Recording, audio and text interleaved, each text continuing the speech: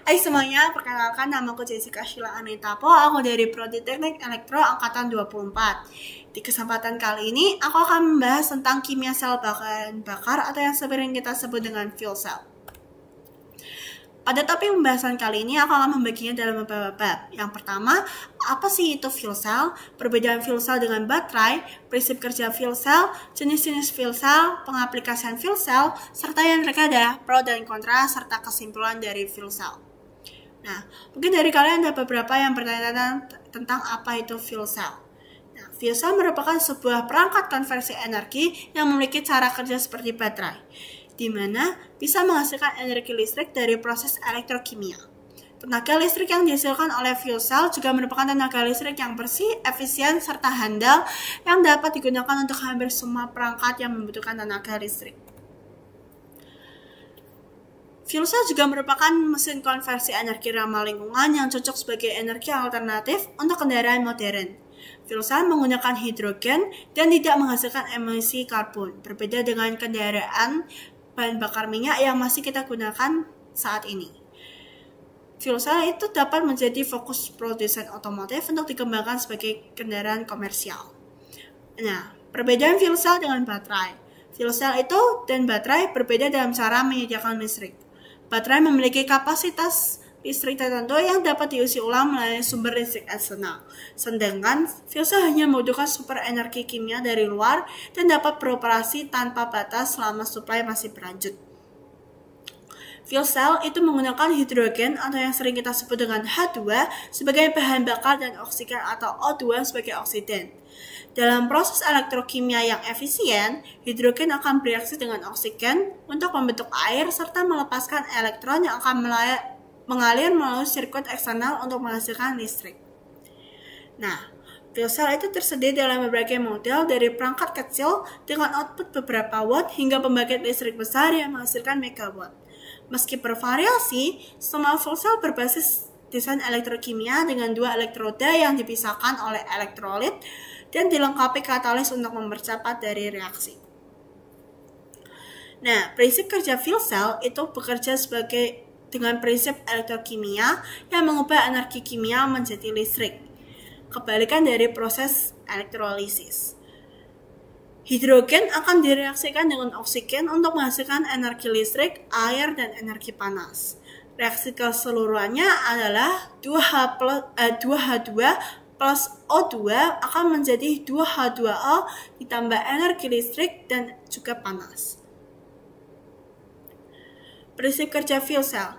Fuel cell bekerja dengan prinsip elektrokimia, di mana hidrogen dipecah di dalam anoda menjadi proton dan elektron. Sementara di katoda, oksigen bereaksi dengan proton dan elektron membentuk air.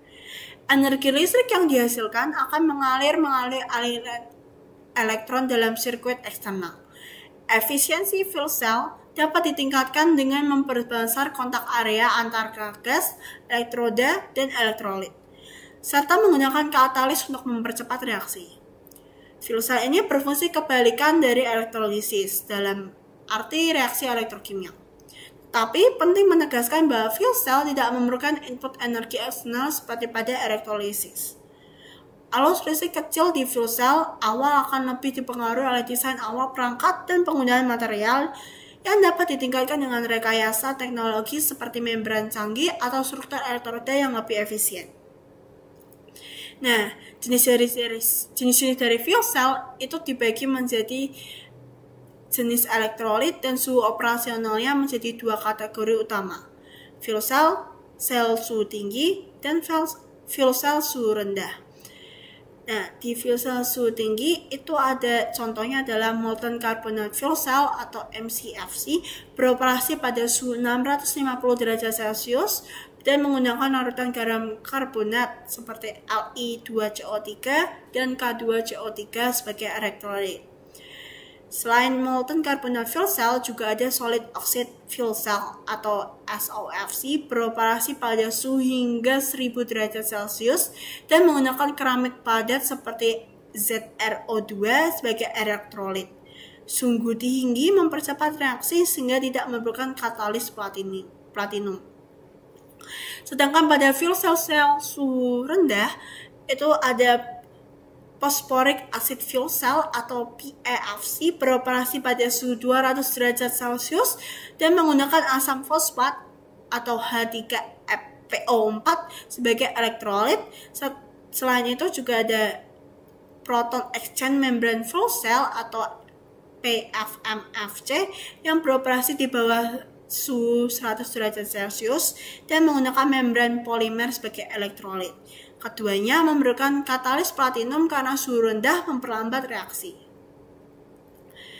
Nah, sementara jika melihat dari material elektrolit yang digunakan, fuel cell itu dapat dibedakan menjadi alkaline fuel cell atau AFCE, yang dimana elektrolit berasal dari larutan alkalin atau KOH, serta pengaplikasiannya itu dapat digunakan sebagai sistem luar angkasa, cadangan daya, maupun perangkat portable. Selain alkaline fuel cell, juga masih ada phosphoric acid fuel cell atau PAFC, yang dimana elektrolitnya itu menggunakan asam fosfat. Juga pengaplikasiannya menggunakan pembangkit listrik stasioner, sistem pemanas gabungan atau CPH. Juga ada molten carbonate fuel cell atau MCFC, di mana elektrolitnya berasal dari garam karbonat cair atau Li2CO3 dan K2CO3, serta pengaplikasiannya itu dapat kita gunakan dalam pembangkit listrik skala besar maupun industri.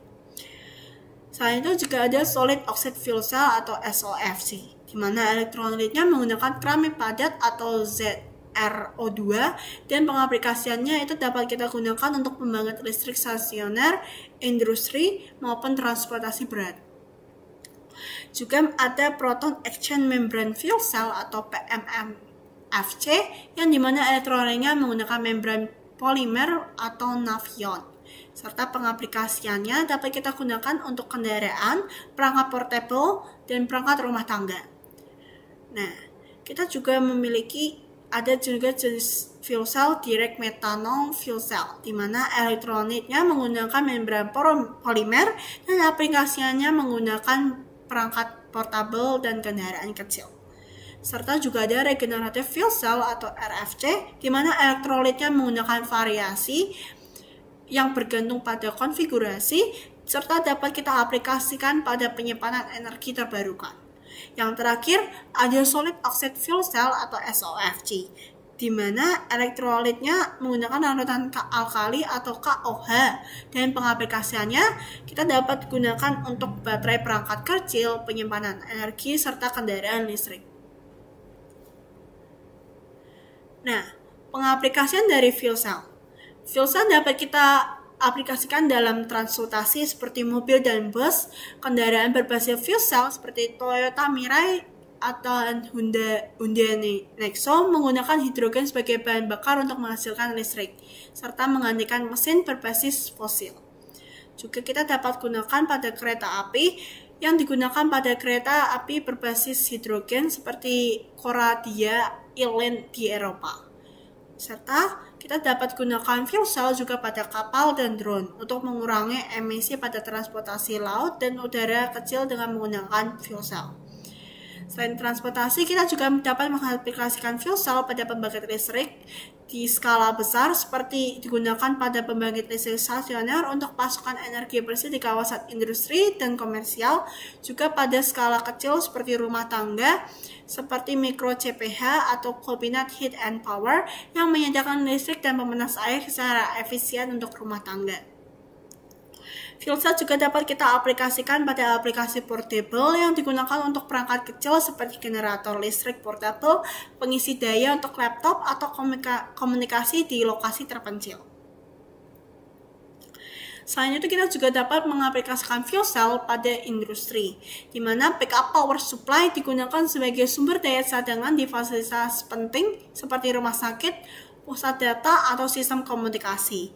Juga kita dapat menggunakannya pada produksi hidrogen yang mendukung pengembangan ekosistem hidrogen untuk industri bahan bakar. Kita juga dapat mengaplikasikan fuel cell pada sektor militer dan antariksa. Pada ruang antariksa, NASA telah menggunakan fuel cell dalam misi di luar angkasa sejak era Apollo untuk menghasilkan listrik dan air. Serta pada aplikasi militer itu memberikan sumber energi di medan terpencil dan operasi yang senyap dan efisien. Serta kita dapat mengaplikasikan fuel cell pada kendaraan komersial seperti forklift dan truk yang banyak digunakan di gudang karena tidak menghasilkan emisi langsung dan memiliki waktu pengisian hidrogen yang singkat dibandingkan baterai konvensional. Nah, pro dari fuel cell ini merupakan teknologi yang menawarkan keunggulan dalam efisiensi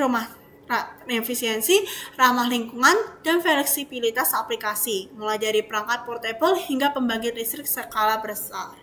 Sedangkan untuk kontranya, itu fuel cell itu menghadapi tantangan seperti biaya yang tinggi, serta keterbatasan infrastruktur hidrogen dan ketergantungan pada bahan bakar murni. Nah, kesimpulan dari fuel cell merupakan teknologi penghasil listrik yang efisien, fleksibel, dan bisa digunakan untuk banyak keperluan untuk membutuhkan listrik dalam rumah tangga. Namun saat ini dibutuhkan dukungan infrastruktur yang memadai agar teknologi ini dapat dimanfaatkan dengan maksimal. Sekian presentasi dari saya, terima kasih.